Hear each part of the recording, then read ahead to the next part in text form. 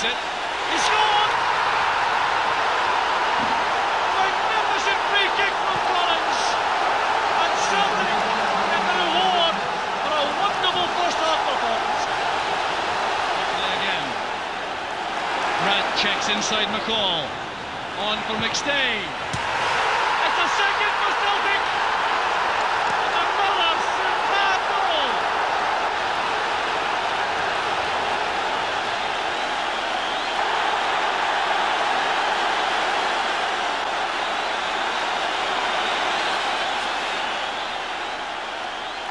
I can remember walking across the park and thinking, oh God, I can't believe I'm going back here as a manager. After all these years, I looked up at the Celtic end and I looked to the Rangers end and the jungle and everything like that. And it was just like a dream. You know, just a dream thinking, God, I can't believe I'm here as a manager of this football club. Stay through Burns, he's in position now for Celtic.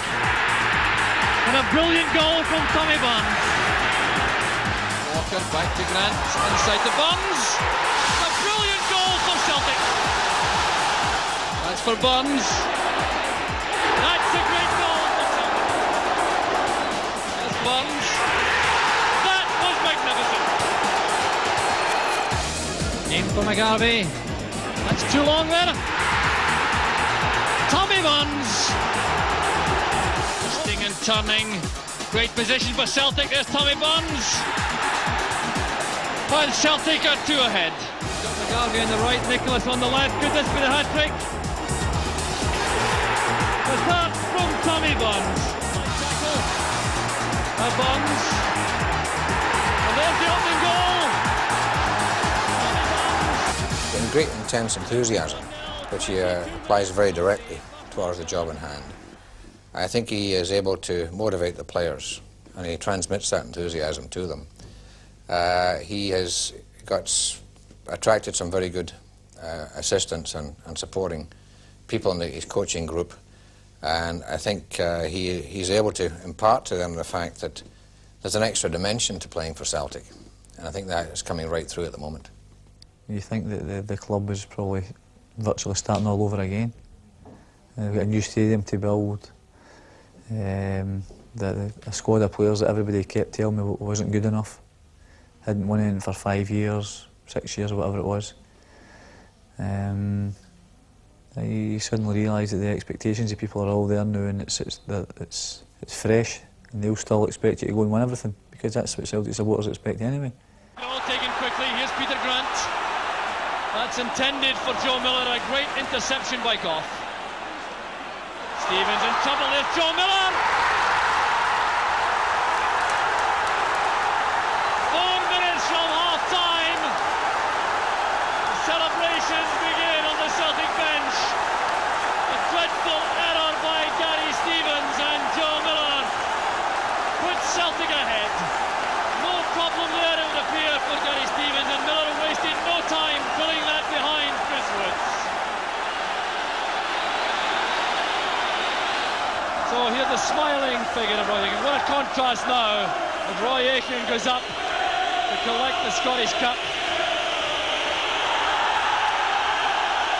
The adulation of the Celtic fans. So it goes right down the line. Billy Stark with the goal scorer. There he is, Joe Miller. He scored in 41 minutes. Peter Grant holding the couple off. Then it's with Tommy Burns.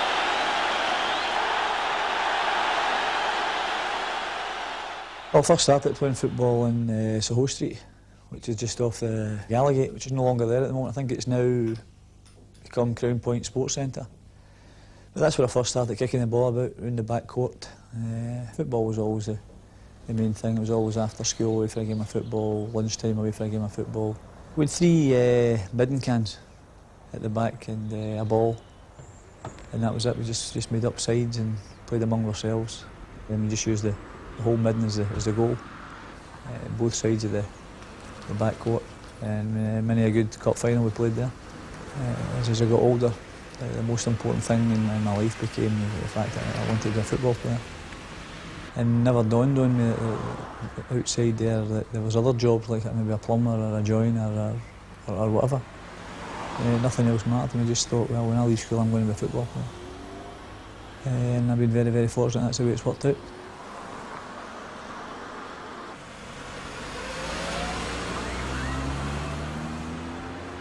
They played with the school, St Mary's, and then the Boys Guild came around about 10, 11 years old. They started a Boys Guild team. That was a man called John Rice. He was very well known in the Calton area. It was a tough area. A lot of very good people came from, a lot of honest people. Some of the guys I feel maybe went the wrong road, but I think that was just down to circumstances as opposed to them being bad people. Had it not been for John Rice at that time, I possibly went the same road as many of them. He always kept in my mind, you know, you've got to get in there and you've got to train and work with the ball and practice and dedicate yourself and everything like that. And he was the guy that got me my first pair of football boots. The route to Celtic Park as manager was, with hindsight, almost inevitable. And he's quickly brought the smile back to the stadium and lifted the spirits of the staff. Good morning, Celtic Football Club. He's drawn on the influences of his youth. The man who became his manager in 1978 was Billy McNeill. He set himself very, how shall I say, very strict standards, and achieved them. And from a professional point of view, obviously gave himself a longer career than he might have had, and certainly I think made himself a better player by so doing as well. He was one that I was always happy to have in my team because he exuded passion, he had loads and loads of ability, and as I say, he worked very much at his fitness. But I think the most important thing, he was a good leader and he was a good personality in the dressing room, which is always important. The remarkable fact is that he came close to rejecting Celtic's initial signing offer and taking the route familiar in those days to many talented young Scots, to England. Inspired salesmanship within the stadium changed all that. I'd only been playing with Sir Craig's maybe 6 weeks. And Ian came to me one day after a game and says, listen, Celtic, we want you to go and train with them on a Tuesday night. So I thought, God, that's fantastic. I mean, I've only been here 6 weeks and want me to go and train with Celtic. I said, oh, that'd be great. So I went up to Celtic Park and trained, and within maybe 6 weeks, Wally Fernie, who was a great person, and he became a big influence on us at that time. Wally was always giving me stick, saying, you better get your hair cut and everything like that. And then he came in one day and says, you get your hair cut, he says, I'll get you signed here. So I was a bald man the next week, I went back in again. So I went up with John Rice and my dad up to Celtic Park. And at that time, I mean, Celtic, as I say, were European champions, and they were qualifying for the later stages of Europe every year and everything like that. And it's, you know, all of a sudden the whole enormity, the whole thing, I says, well, I'm 15 years old, I'm going to get in here and sign for Celtic. And say, well, I'm never going to make it here. That was the thing that was right at the back of my mind. It's okay, you know, going in and signing an S form for somebody or whatever, but am I ever going to actually make it here? So I think I took a bit of panic at that stage, and I said to my dad, you know, Leeds United asked me to go on trials, and Everton had asked me if I could go for trials and everything like that. I thought, maybe I'd be better going there for trials first and see what actually happens. So I ended up, we said no to them, said no to John Higgins, said no, I'm just going to leave it. It was a whole panic attack, I think, oh, I'd never make it here anyway. So we left it, we're coming back up the foyer at Celtic Park. And for some strange reason, John Higgins, another lovely man and a real true Celtic gentleman, John says, look, have you seen the trophy room? And that was the clinching thing, because as soon as we went in there and seen everything, and I mean, my father, God rest him, saying to me, he says, Thomas, you know what you're doing here? This is Celtic, you're saying no here. And I thought about it, I says, oh, we can't walk away for this, you know. So we shouted John back in again, and back up into the room, signed the forms, and that was me. That was me an S form signing with Celtic then.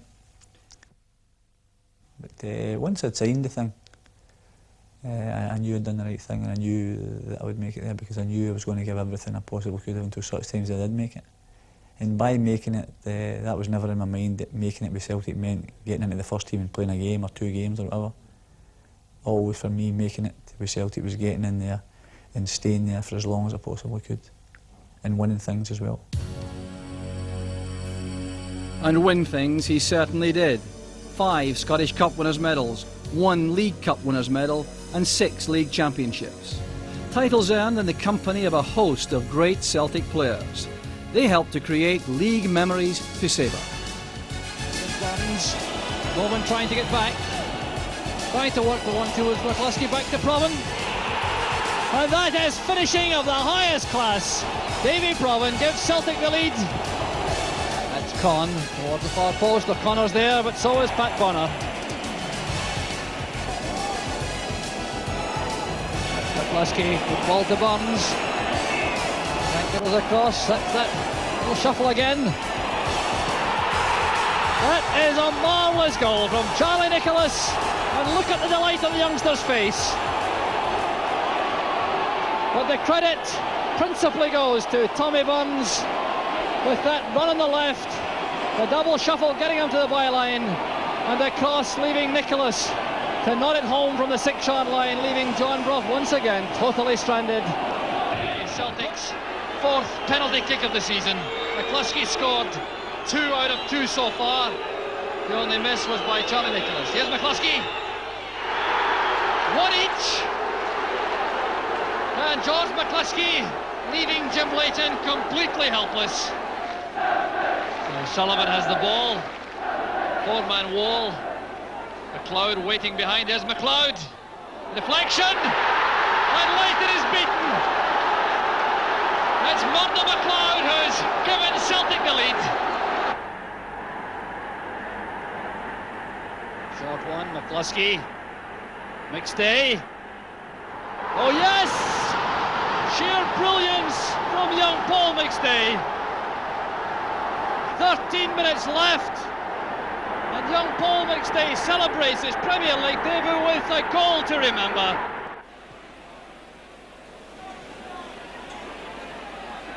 Will he start? Playing it back to Fitzpatrick, and he's caught out by McLeod. Finney wants it out on the right. His aim for Burns, now McCluskey. Oh, that's a great goal from Celtic. George McCluskey. And the Celtic bench coming out to join in the celebrations. That takes a great deal of the strain off. And what a marvellous goal it was. Created on the left. Beautiful piece of football. The build-up was quite superb, involving McLeod and McCluskey and Burns. And eventually it was George McCluskey striking it into the far post. McAdam got a free header. Now his goal is given. Yes, the goal is given. Lovely touch again from Burns. Now McCluskey. And that really clinches it all. Great move again from Celtic.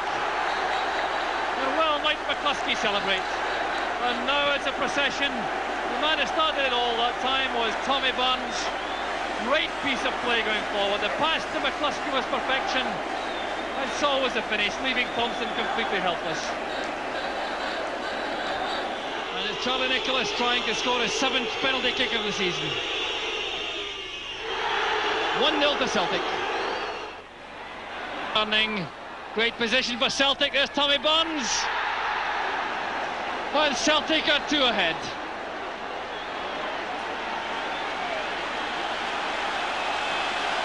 Across as we go into the final minute of the first half. Celtic still pressing for a goal, which would surely make the match secure. There's Provan. Trying to make room for the cross. He's made it all right. Burns.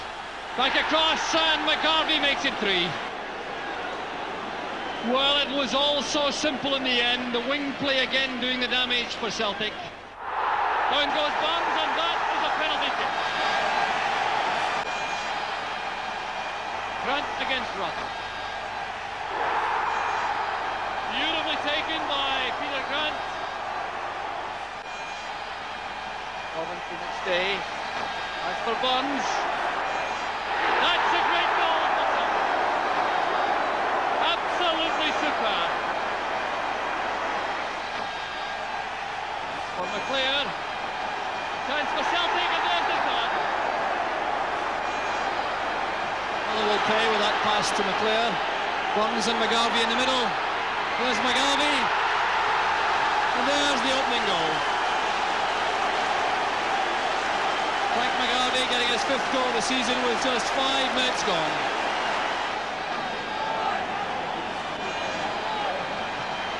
McLeod now to McStay. It's Burns, McStay again. Absolutely magnificent. A goal of the very highest quality. Beautifully built up. There's McLeod. Playing it wide to McStay. Looked as though he might shoot with the left. The shot ball to Burns, the return, and the finish leaving Walker helpless.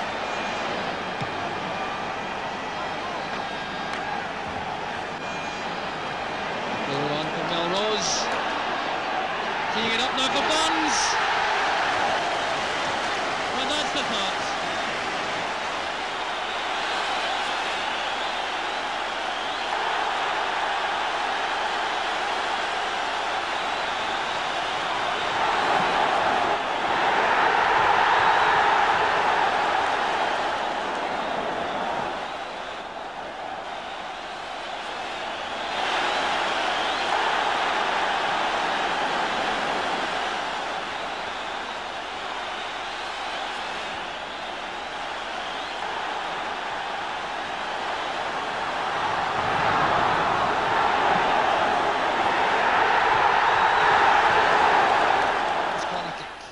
At the near post, and it's there.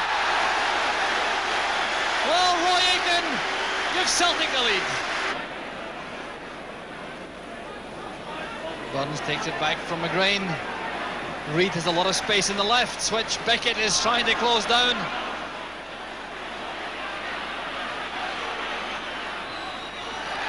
Oh, it's a giveaway to Frank McGarvey. A gift for Frank McGarvey. McGrain being invited to switch the play by McAdam and obliging to find Mark Reid.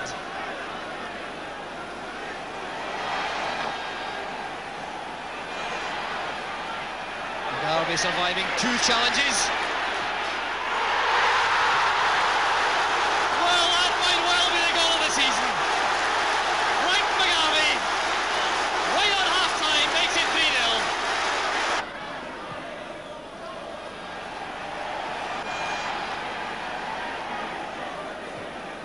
McGrain to Sullivan. This is it for Nicholas. Charlie Nicholas makes it 4-0. McGrain.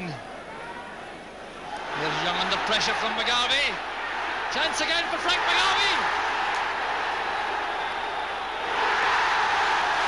That's the hat-trick. Sullivan back to McGrain. McAdam up to join in the attacking act. This is McCluskey, and that's goal number 6.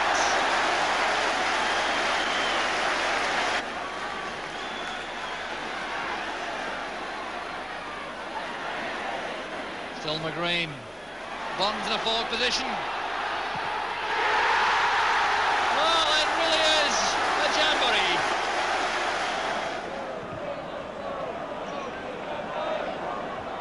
McClellan's header, collected by McStay. The chance is on for McGarvey. Brilliantly struck by Frank McGarvey. There's Paul McStay again. Whittaker, Burns. Celtic very patient now, they have the lead. There's Burns going all the way, and that's a glorious second goal. It's very helpful to any young lad that came in the team. Personally speaking, he was a big help to myself. Let me settle into the team, and for the first couple of seasons tried to help me through, but once I had my honeymoon period, that was it. He let me know when I was not doing the right thing, and I think that also helped us as well. There was very few players that I was ever in awe of. It wasn't that you didn't respect them, but there was a certain awe about certain people. I used to get a lift from Danny McGrain in the morning, who was the one exception in the dressing room where everybody was in awe of. But the other one that I felt was Tommy Burns. I don't know why, but I always felt shy towards him, and whatever he had to say was worth listening to. I think it was probably my upbringing of watching Celtic and seeing Tommy, and I think everybody knows what he feels about Celtic, and he showed that as a player.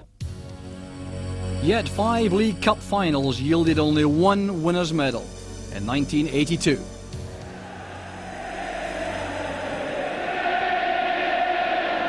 Now Provan. Inside it goes. And Nicholas does it again.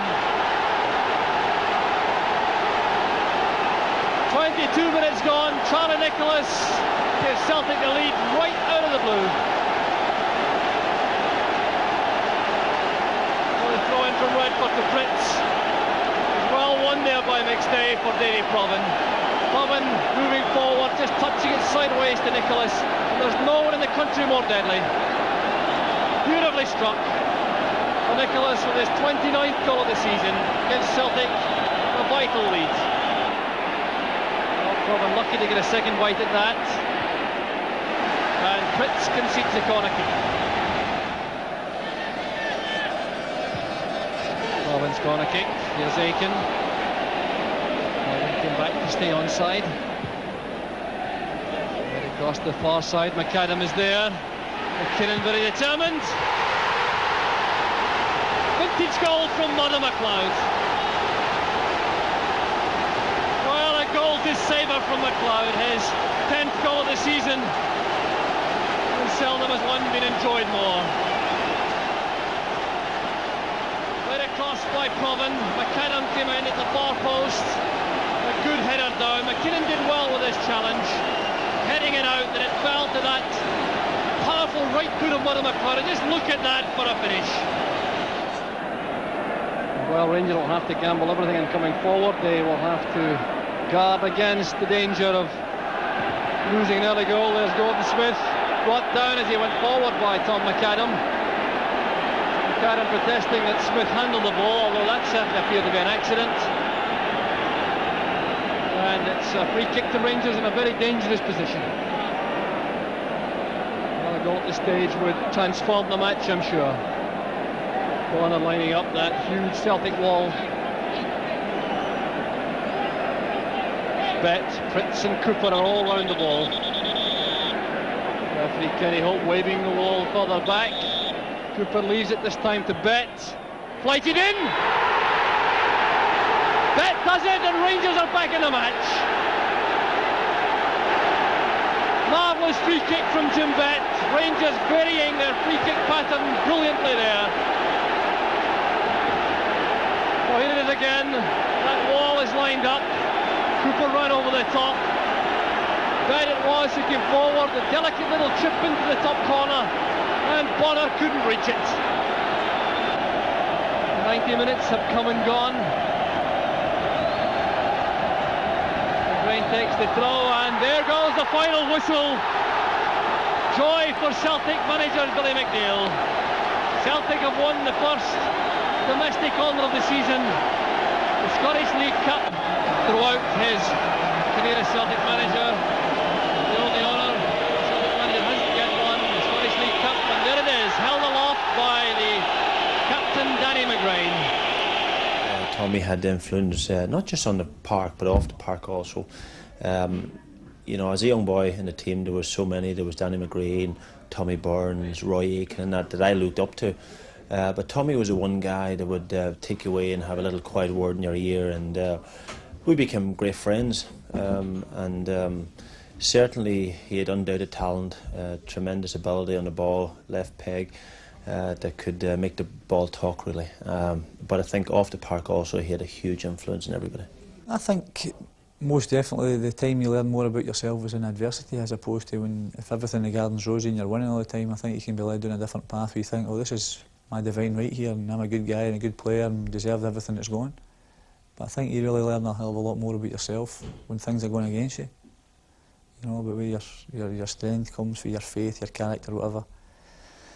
And you find out all sorts of things about yourself when things are going against you.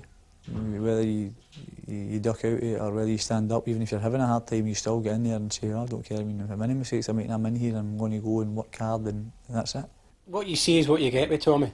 There's pure honesty and hard work. He doesn't, I said it many times himself, he doesn't have a magic wand. But what he does command is he commands respect, because you know that his passion for the club is fully committed to it. And I think you've seen that in the players. I don't think we've played, other than the Rangers game, particularly well for a long period of time in games. Patches were playing good, and we're looking a bit more passionate about our game and a bit more pride and hungry. And that's Tommy Burns that's brought that. He's added with Billy Stark a belief in the dressing room that seriously hard work and commitment and your passion for Celtic can get you results in games, and I think that showed.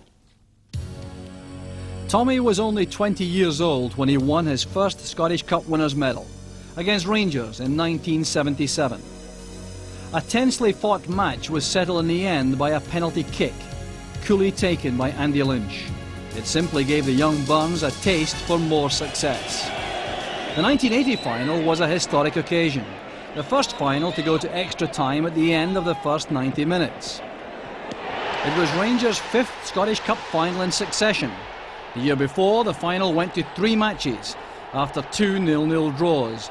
This heralded the rule change which enabled the 1980 final to be settled at the first attempt, in extra time. A Tom Forsyth clearing header landed at the feet of Danny McGrain, and his shot, which appeared to be covered by Peter McCloy, was deflected home by George McCluskey.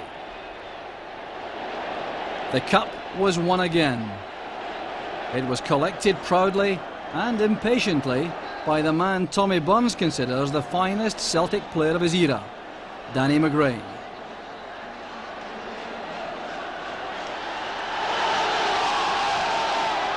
But it's a United free kick. Back Bonner organising his defence. Milne flights it in. Was won by McAdam again as Hegarty closed in.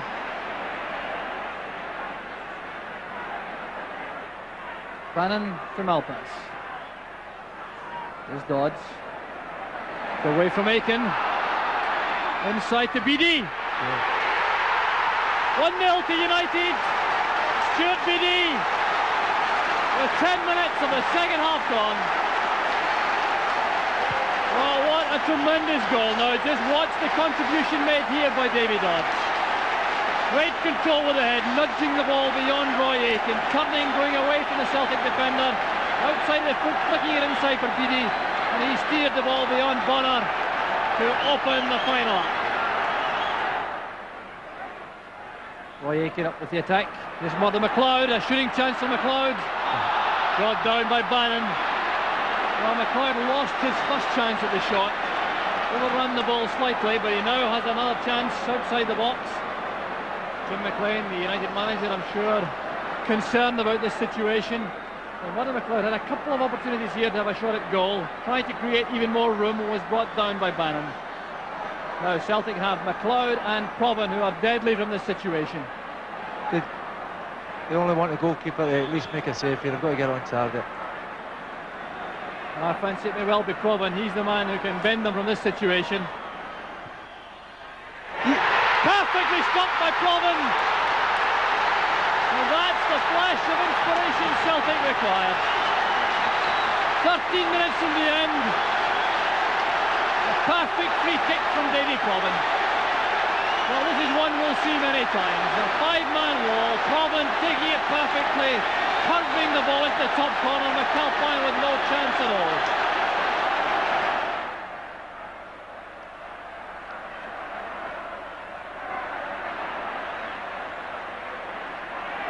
The head tennis, finishing with Hegarty's clearance, which Aiken returns. The header from McGarvey! Frank McGarvey! 2-1 to Celtic. McAlpine left without a hope. And this was Roy Aitken's contribution. Winning the ball on the right, now that's a marvellous cross. McGarvey in his own, flying at the ball. The header beating McAlpine comprehensively. So the cup being presented there to Danny McGrain. Tom McAdam, Ryan McClare, and the man who won the Mr. Superman Award, Roy Aitken. Pat Bonner, the Celtic goalkeeper.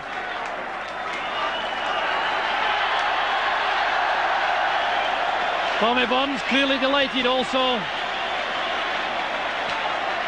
Collecting his medal. And happily for United, Kevin Gallagher appears to be none the worse.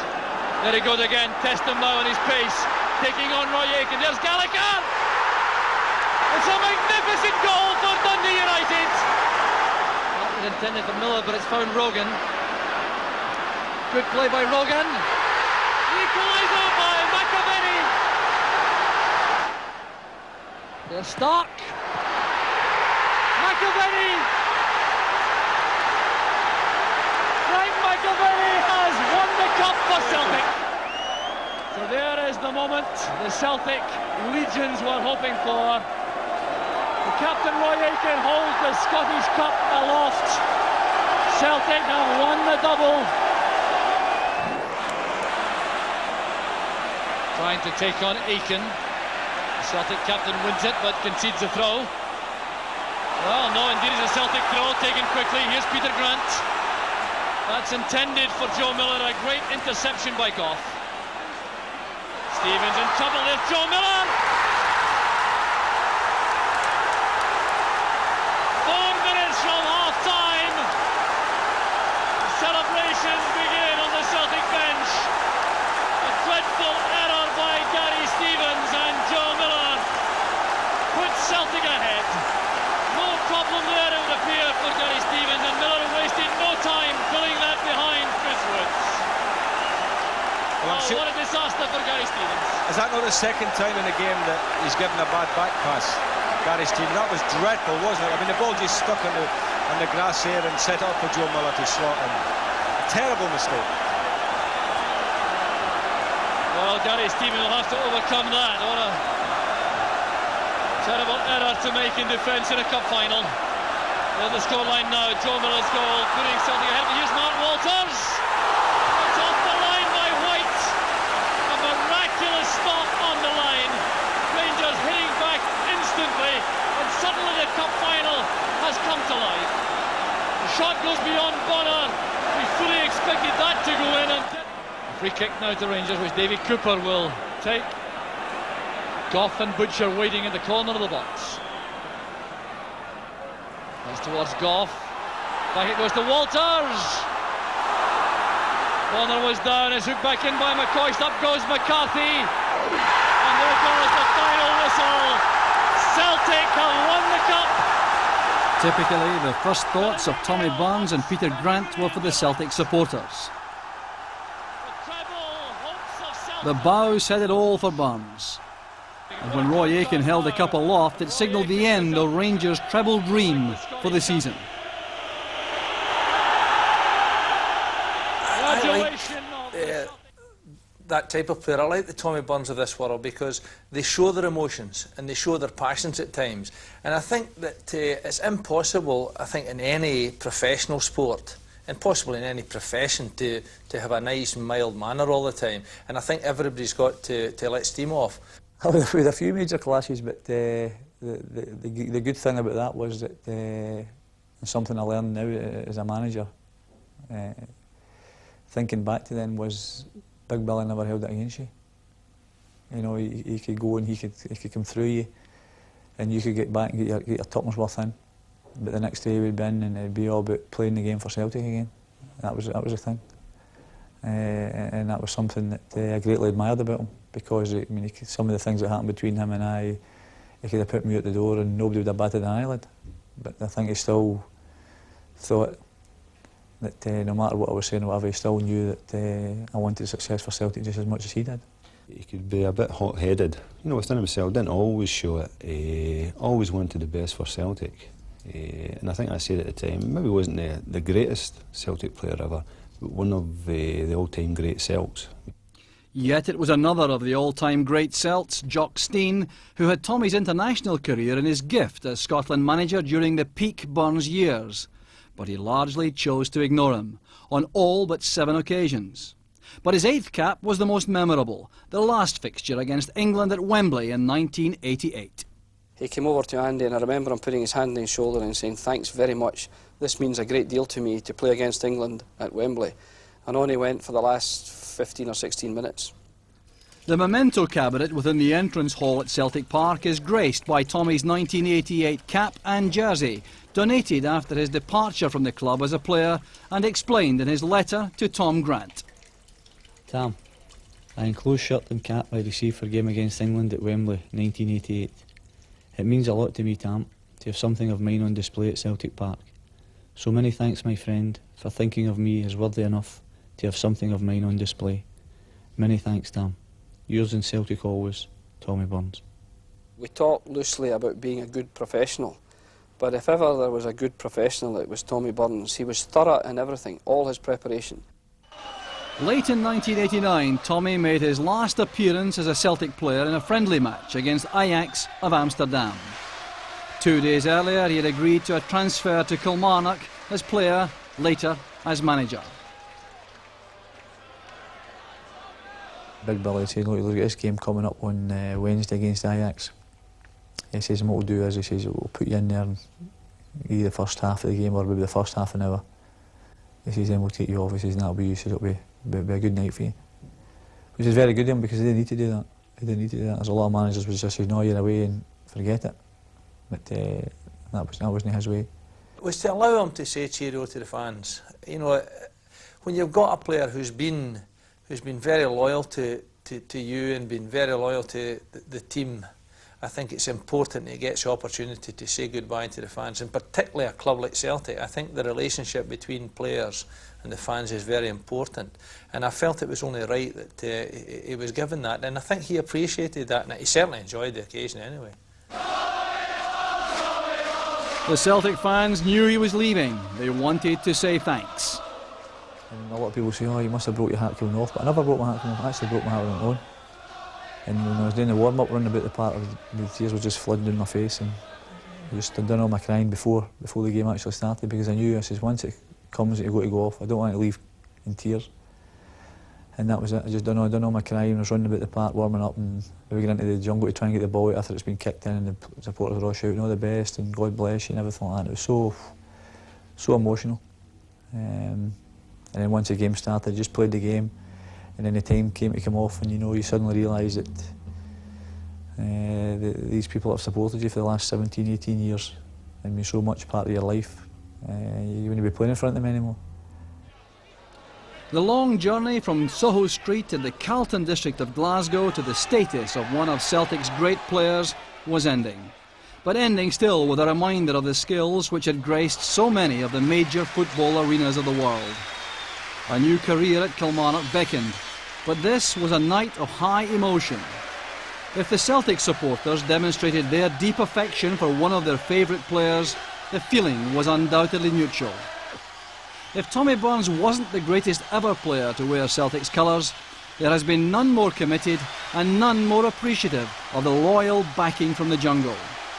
From now on, the route to work would change, but only temporarily.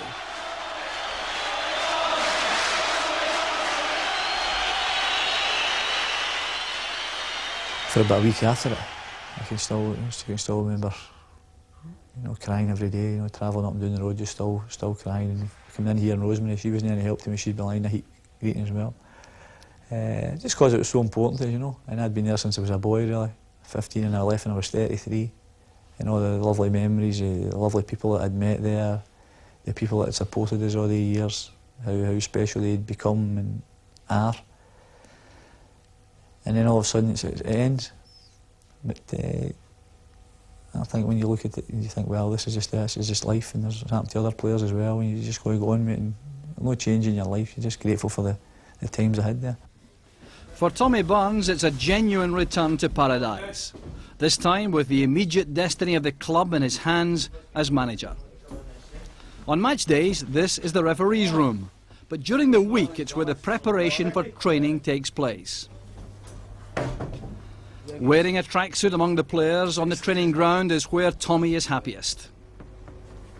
I don't think people realise just how far they had fallen. To being just another team, basically. The only difference being with Celtic and any other team in the Premier League is the amount of people who go to support you. Because as far as the playing side things goes, over the last few years it's been proved that they're not any better. And as I say, the biggest difference from Celtic and any other club is the support. And it's important that I keep saying that the players realise that as well. I think for so many years now that's been all fragmented, and the supporters have had dances and they've had functions and everything like that, and players have failed to turn up there for whatever reason, they fail to turn up, and with all sorts of excuses sent to people that pay their wages, pay for them to live in nice houses and drive nice cars, whether they like it or not. They're the people that pay for it. And we cannot treat them with anything other than the greatest respect we possibly can. And if that means going out to a supporters function half a dozen times a year, or 10 times a year, or 12 times a year, they'll never be better looked after. They'll never be better looked after in any company than what they will be in among Celtic supporters. The Lisbon Lions. For some, a spectre haunting the Celtic of today. For Tommy Burns, they were the heroes of his youth, an inspiration and a reminder of past glories he would like to emulate. Looking at the Lisbon Lions when I was maybe 15, 16, 17 years old, they were the people that we wanted to emulate. We wanted to be the same, wanted to win the European Cup, wanted to win the leagues constantly, win trophies consistently, as they done. They will never be forgotten among the Celtic people anyway. I don't think they ever should be. I mean, I've got a fantastic life-size picture of Jimmy Johnson dribbling against Rangers up in my office at Celtic Park. Fantastic picture with Bobby Lennox just running along in the background. And because these were the people that were right at the very heart of the club when it was at its most exciting, at its best ever time.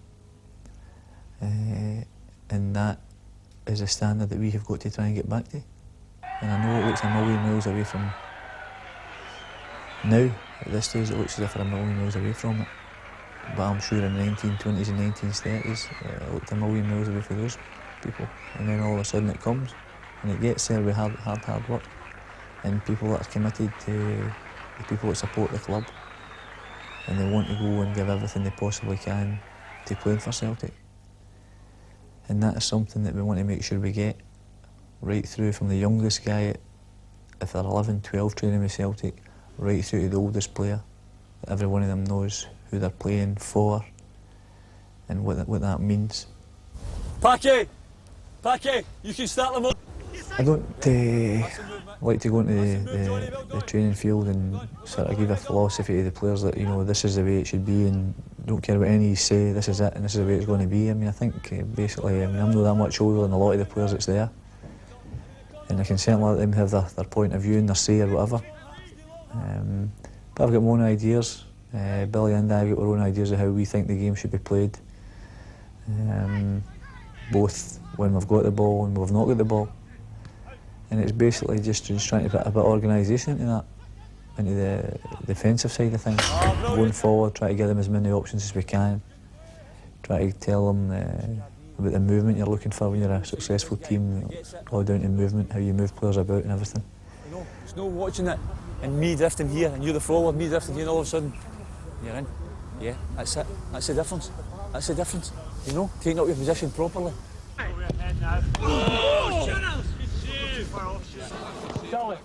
Basically on the training ground, I don't want the players to think that we're detached from them in any way, you know. Well, we're in among them, and it's no us and them, we're all together.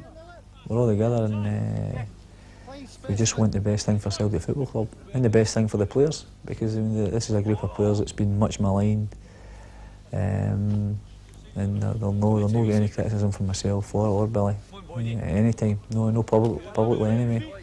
They may get it behind closed doors, but it'll always stay behind closed doors, and anything I've got to say to any of them will stay behind closed doors, and it'll not be anything other than what I feel and what I think. And I'll no fall out with them and no talk to them and banish them to the reserves and youth team and send them all over the country and all that because they played badly, because they don't do what I tell them or whatever. But we're not into that. We basically just want players that will come in every day, train hard, conduct themselves properly, and once the games start, go and give everything they possibly can every single time they play for Celtic. And there it's going. Yeah, okay. So you know what way you're diving. Oh, get in there! I don't ever believe a word that says shooting. Yes! It's one of his major assets is that he's able to relax and enjoy the funnier side as well, and I think that stood him in good stead coming back here to work with players that he had played alongside, because You know, you can have a laugh and a joke with them, but they know when he's serious. We try, I feel, to encourage them as much as we can. Because I think people they'll always adapt better to encouragement than they will to abuse. You know, although there's always times you've got to change and let them know that you're not just going to keep kidding them along all the time. Sometimes you've got to turn and really let people know what you think about them. But equally, once you've told them that, that's not something you're going to hold against them or whatever. It's just that they're told for the sake of the team and for themselves, and then they just go on with it. And if they can't handle that, then they're not going to be any good to us. As a teammate, I felt the rough edges tongue a few times and probably gave as good as I got, right enough. But you know, he was somebody that you know, lived for the moment and really, you know, was very intense about it. But as I say, you know, you'd come into the dressing room at half time and it would then turn into a cold, calculating discussion about things. And you know, if he felt that you had made a fair point, then he stood up and admitted to that. He's restored things so quickly, just by his sheer honesty and his work. And I don't know anybody in our dressing room who doesn't enjoy coming to work now.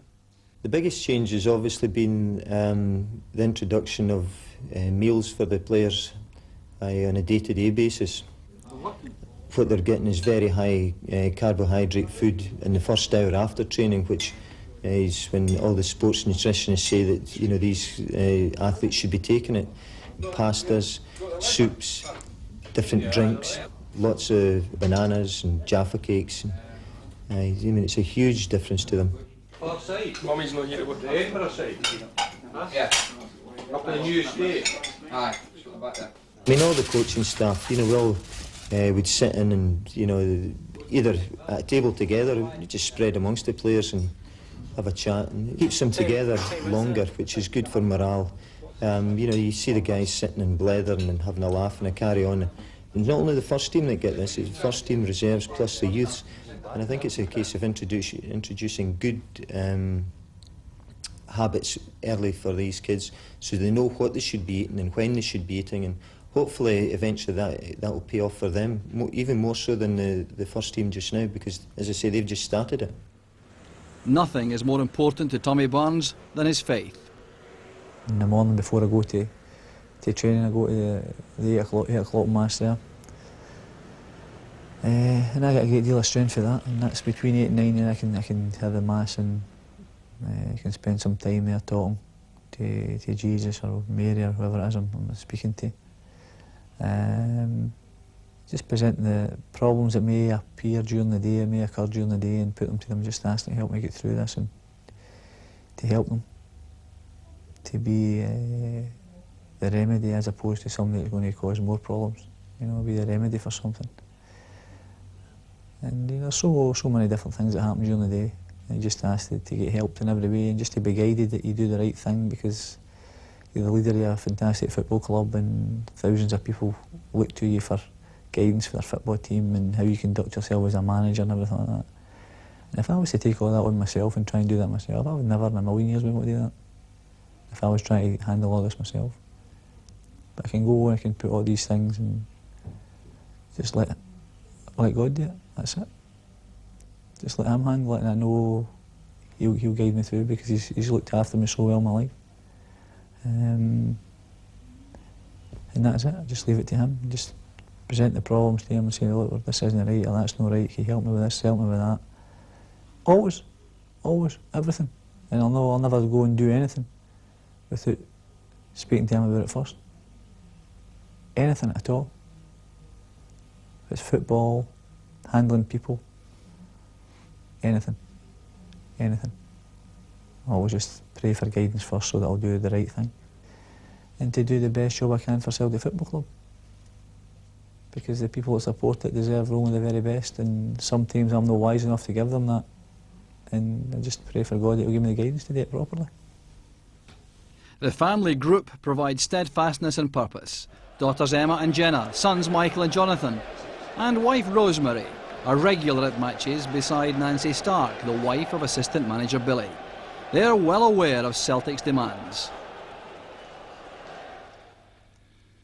The players now are, they're competing every single game, and that is the most important thing, to go and compete and really push yourself to the limit. Yet at the same time, give them a sort of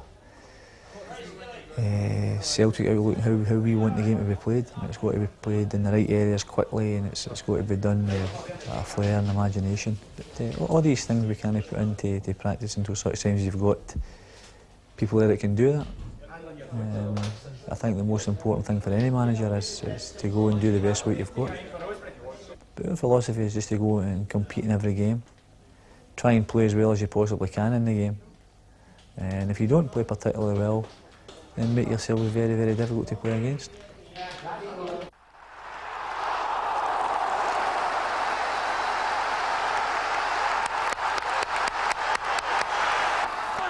Yes, Scotty, yes, Scotty! He realises it's a big job, and even more so coming to a club like this. And I think he was very aware that he wanted a good staff round about him, and I think he's done that. And he gives everybody there their place, and of course he makes the final decision, which is only correct. Up the line, up the line! That's it, boy! Whole place has got a buzz about it now. Everybody's enjoying everything that's going on here. Even when he was young, he had a good idea of the game, and he talked about the game incessantly. And when he got older, obviously he put all his knowledge into his managerial, his first job anyway. He learned from the players, or the managers really, that was around about him, and the senior players. He took everything in. And I think that's the ingredient you need to be a manager. You've got to keep learning throughout your career, and hopefully when you do become a manager, you use all those little pointers to help you out.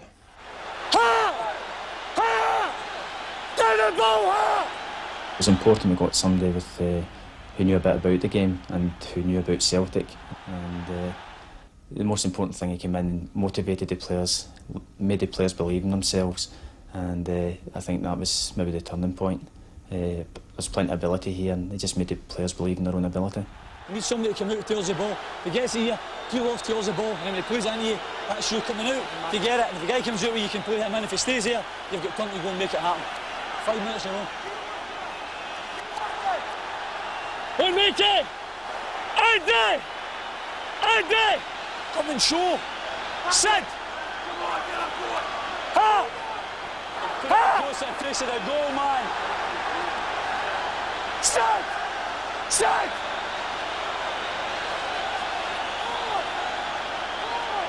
Hold! I just feel it's a pity this season we're not actually playing at Celtic Park, because I think it would have been even greater, the fact that we have to go somewhere else and play. Took a little bit of time to adjust for the players, and took a bit of time for the supporters to adjust, and I think if we would have been here at Celtic Park, we would have seen it even quicker, because it's always been a greater feeling here. The prospect of returning to Celtic's spiritual home is relished, a dream soon to turn to reality. The demolition work has taken place. The restoration of the stadium has begun.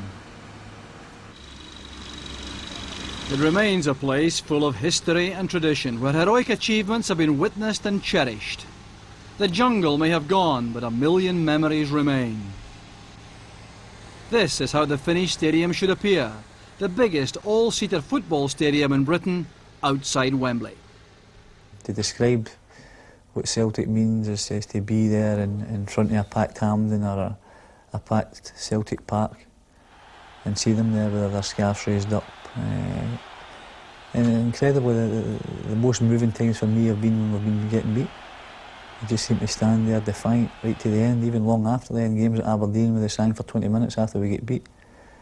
It's quite amazing. It's, as I say, it's a whole way of life for these people. And I'm very, very aware of how important that is in their lives. It's important to the paper boy that comes here and writes CFC on the back of my car when it's a frosty morning. And it's a wee woman that asks you to get a card signed for her at Celtic Park, and then you go back and give her a card and she wants to give you £20 to put to charity. And it's Celtic supporters that go and hold dances, and the funds they make for it, they come and give it to one of the Celtic players' wee girls that's not been keeping well through some ailment that she's got. It's just an incredible emotional bond that all these people have got together, and I feel very, very strongly a part of that. And it's for them so much that we want success. And it's trying to get the importance of that across to the people that are coming through the club now, that this is a whole way of life. And they've got to be part of that. And they carry all the hopes, and these people love them. They love them so much. They love them so much. And we have got to go and make sure we give them everything we can, because they are without doubt the greatest thing about Celtic Football Club. I think my hopes are the same as Tommy's, that we must be a contender. We must be seen to be contending at the highest level. It does not mean to say that we expect to win every tournament, or expect to win every cup, or any given tournament. I think that's unfair. Football's a tough game, and there's lots of competition.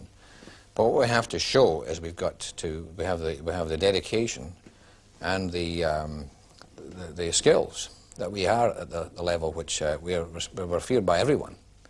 I think that's most important to Celtic supporters than actually winning at any given tournament on a given day. Above all else, realise that this is only my chance at it. When I'm not here, if it's 3 years, if it's 5 years, if it's 10 years from now, somebody else will be there. Somebody else will be there. And that's it. It's no getting carried away with your own importance and think you're going to be the guy that's going to make everything different and everything better. As long as I can go into this time in Celtic's history and do my bit to get them by this particular time, and if we go on to be even more successful, then that'll be great. That'll be great. But as long as when my chance came, that I took it and helped to improve Celtic Football Club, I'll be happy with that. I'll be happy with that.